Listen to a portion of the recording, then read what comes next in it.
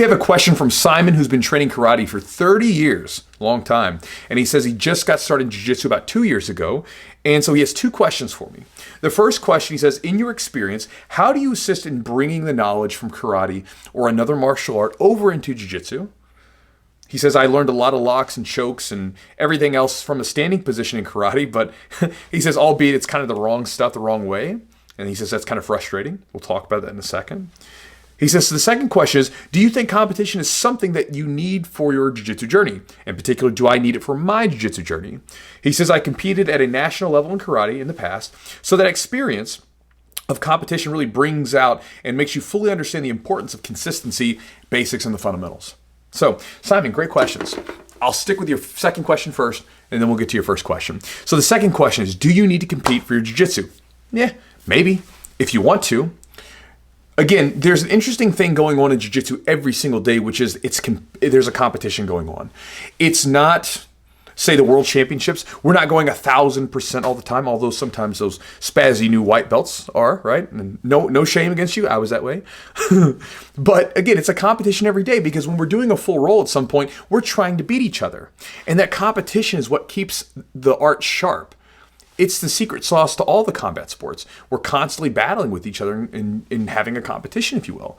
It's why the techniques that you were talking about that you learned incorrectly or that you were taught incorrectly in karate don't work. Well, it's because you guys probably never stress tested them. You probably weren't using them in live conditions all the time.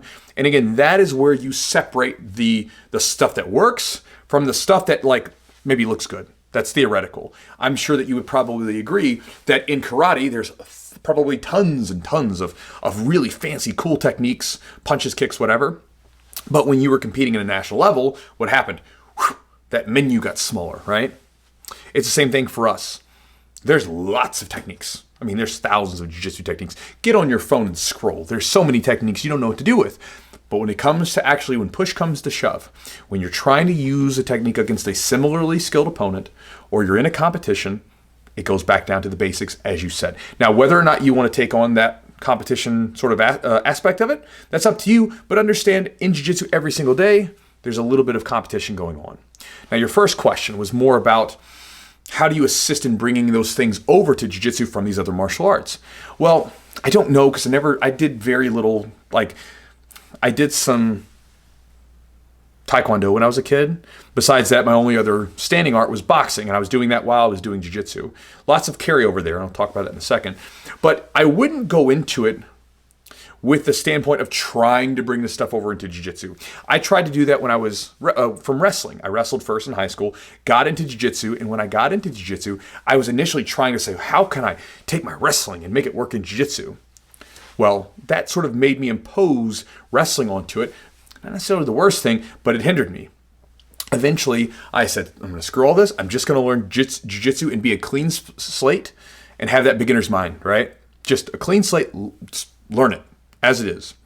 When I did that, then I was in a more receptive state to actually figuring out how wrestling worked with jiu-jitsu. I wasn't trying to force anything.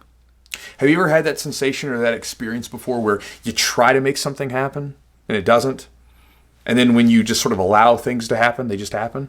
It's kind of was the way for me. Maybe that's not the case for everyone, but it was in that moment where I was starting to just learn jiu-jitsu and just play around that all of a sudden, all these wrestling techniques came back to me, and I figured out how to sort of meld them together with my jiu-jitsu as well, right? Because there's a lot of wrestling techniques and a lot of jiu-jitsu techniques that are very similar, but because the rules are different, we use them differently. Great example is the front headlock to a gator roll, which in wrestling we use for back exposure, where in jiu-jitsu we use it to go for an anaconda choke. Very similar moves, but slightly different for the rules. And so with you, I wouldn't try to come into it with that mindset of we're going to use karate for jiu-jitsu. Just be open book. Just be a beginner's mind with the jiu-jitsu, as you probably already have been, and allow those things to pop up. Now, I'm sure there's going to be a lot of mental mindset carryover because of the way that you were training, the repetition, the consistency, all those sort of things that you learned in karate, those are going to transfer over into jiu-jitsu. And I found that a lot of times there was lots of stuff that carried over from my jiu-jitsu training and boxing training together and vice versa.